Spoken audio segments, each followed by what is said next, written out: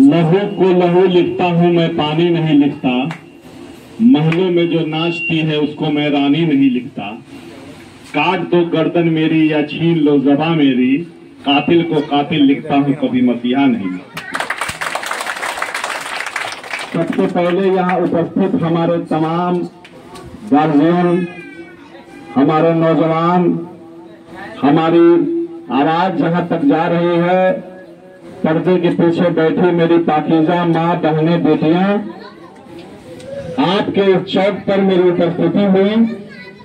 हमारे मौजूद भाई आए और पहले से भी इनसे बात होती रहती थी। बगल में आपके वार्ड सदस्य हैं, हमारे इनसे लगभग 15 साल से ज्यादा का रिश्ता है।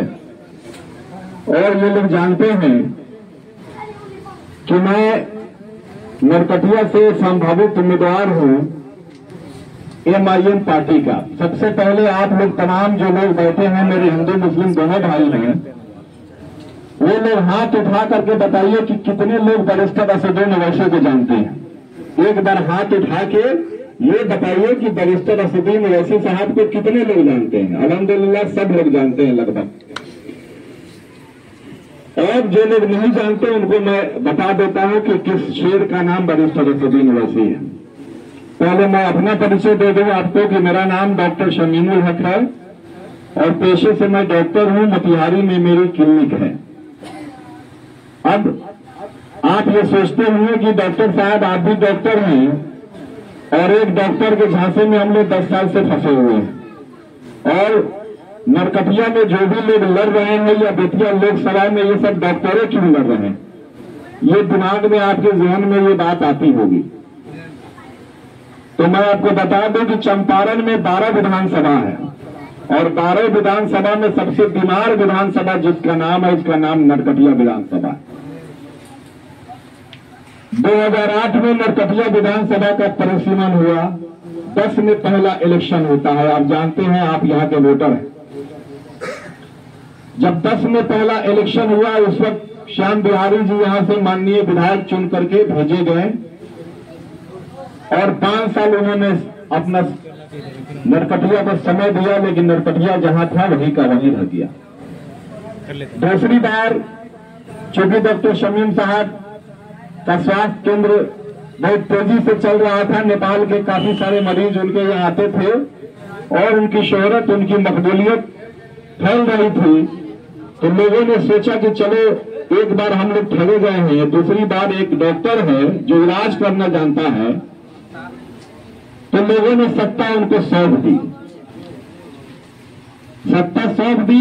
5 साल तक उन्होंने इंतजार किया कि शायद नरकटिया की हालत बदल जाएगी। 5 साल के बाद भी जब नरकटिया की हालत नहीं बदली तो लोगों में बेचैनी थी कि इस बार हम लोग किसी और को चुन लेते हैं, लेकिन इत्तेफाक से लोगों के पास ऑप्शन नहीं था, चूज करने का रास्ता नहीं था। और जो लोग भाजपा विरोधी माइंडेड थे उन लोगों ने फिर से दोबारा डॉक्टर शमीम साहब को चुना। 10 साल आपके नेता रहे। 10 साल में मैं समझता हूं कि आपके यहाँ जितनी शादियां हुई होंगी आधे से ज्यादा उन्होंने अटेंड किया होगा। जितने जनाजे हुए होंगे आधे से ज्यादा में आए होंगे।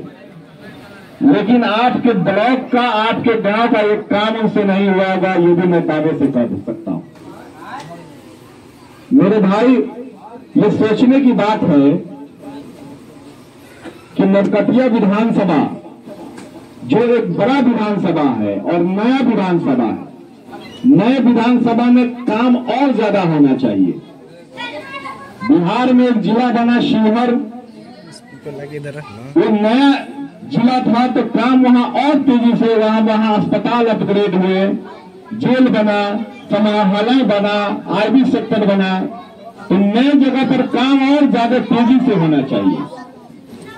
लेकिन आप यहाँ शहादत दीजिए, गवाही दीजिए कि आप जिस बनकटवा ब्लॉक आपके बगल में है और यहाँ स्वास्थ्य का केंद्र भी है, हॉस्पिटल भी है, क्या किसी महिला सर्जन की नियुक्ति अब तक हुई है जो आपके घर की औरतों का सिजेरियन ऑपरेशन कर करके बच्चा निकाल सके? नहीं मिलेगी। छौरा दाना तक जो मेन ब्लॉक है वहां भी महिला सर्जन और ओटी की व्यवस्था नहीं है। आप नेपाल के बॉर्डर पर रहते हैं, आपके ऊपर बहुत सारे हमले, चूंकि ये क्षेत्र भी कुछ दिनों तक नक्सली क्षेत्र रहा है, दरपा थाना, बनकटवा और भी जगह तक कभी घटनाएं होती हैं। क्या किसी सरकारी अस्पताल में अच्छी ओपी की, ऑपरेशन के रूम की व्यवस्था है? नहीं मिलेगी मेरे भाई। अच्छी व्यवस्था वहां मिलेगी कि आपको गाड़ी भाड़ा करना पड़ेगा और उनके अस्पताल के दलालों के थ्रू उनके हॉस्पिटल में जाकर के 80 सीढ़ी ऊपर चलना होगा, तब उनका चैम्बर मिलेगा। हमारे बड़े भाई ने कहा कि अगर विकास हुआ है तो उनके अस्पताल का हुआ, विकास हुआ है तो उनके दलालों का विकास जरूर हुआ है। आपके जो गांव में 2-4 दलाल ऐसे जरूर होंगे जो आपको भरमाते होंगे, अरे ये क्या कर रहे हो? अगर ओवैसी की पार्टी में जाओगे ये तो भाजपा के लिए काम करती है, ये भाजपा की भी टीम है, भाजपा की सरकार आ जाएगी। उनसे पूछिए कि आज हम किसकी सरकार में जी रहे हैं। और भाजपा के लोग ये आपको कैसे मिलेंगे? यानी ये मुसलमानों की पार्टी में जा रहे हो। ओवैसी साहब तो सिर्फ माने मुसलमानों की बात करता है, ओवैसी साहब दूसरे जात की बात नहीं करता। तो उनको समझा दीजिएगा एक बात अच्छे से तरीके से, इन भाजपा वालों को भी और राजद वालों को भी, कि बैरिस्टर असदुद्दीन ओवैसी ने बिहार में 8 प्रत्याशी दिए थे लोकसभा में, और 8 प्रत्याशी में से 4 हिंदी को प्रत्याशी बनाया था, यानी बराबरी की बात की थी। और 2025 में भी जिन 100 सीटों पर हम लोग तैयारी कर रहे हैं उसमें से 50 हमारे हिंदू भाई ऑल इंडिया मजलिस इत्तेहादुल मुस्लिमीन यानी बैरिस्टर असदुद्दीन ओवैसी के पार्टी से आएंगे। हमारे असदुद्दीन ओवैसी साहब के एक छोटे भाई हैं अकबरुद्दीन ओवैसी साहब, नौजवानों के अंदर बड़ा उनका क्रेज है और कुछ लोग उनको साबित करते हैं कि ये बहुत भड़काऊ भाषण देते हैं, हिंदू मुसलमान करते हैं। आप में से जिनके पास सोशल मीडिया होगा, यूट्यूब होगा, नेट का जमाना है, सर्च कीजिएगा कि अकबर साहब ने अभी 2 महीना पहले, चूंकि वहां के सीएम उनके बचपन के फ्रेंड हैं, दोस्त हैं, 2 महीना पहले हैदराबाद में लाल दरवाजा मंदिर के लिए 20 करोड़ का फंड अगर किसी ने पास कराया तो उसका नाम अकबरुद्दीन ओवैसी साहब। बेशक हम अपनी मस्जिदों की मीनारों की हिफाजत करना जानते हैं, लेकिन हम अपने मंदिर के कलशों की भी हिफाजत उसी तरह करते हैं जैसे हम अपनी मस्जिदों की हिफाजत करते हैं। हम आपसे ये कहने आए हैं कि हम जात और धर्म के नाम पर वोट नहीं मांगने आए हैं, हम जात और धर्म की राजनीति नहीं करते हैं। मुझको हिंदू से गरज है न मुसलमान से गरज, एक इंसान हूं इंसान से मिला दो यारो, फर्क बाकी न रहे गीता व कुरान में कोई, हो सके तुमसे तो ये काम बना दो यारो। हम यहाँ नरकटिया के विकास की बात करने आए हैं। आपको क्या मिला? राजद के लोग जब आपके बीच आएंगे तो कहेंगे कि नहीं डॉक्टर साहब 17वें महीना कानून मंत्री थे और उसके बाद सरकार खत्म हो गई, कैसे विकास करते आपके यहाँ का? पूछिएगा कि हमने आपको मंत्री पद के लिए वोट दिया था कि विधायक पद के लिए वोट दिया था। हमारी पार्टी का इकलौता एमएलए